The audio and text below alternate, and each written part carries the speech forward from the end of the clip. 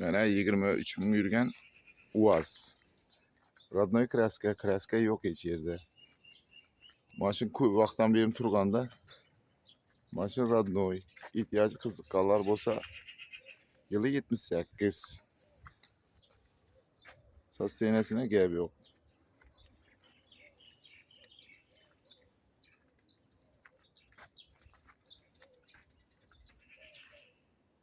Mabodo qiziqqanlar bo'lsa ko'raveradi. Umuman chirik-pirik tushmagan hech yeriga. Zavodskoy sostoyaniya mashina. 23 ming provek. 23 ming kilometr yurib turibdi mana. Mashina zavodskoy turibdi bari yeri. Rodnoy holatida turibdi bari narsasi. Ehtiyoji qiziqqanlar bo'lsa ko'raveradi. Bahasi 30 million deb turibmiz buni, 30 million.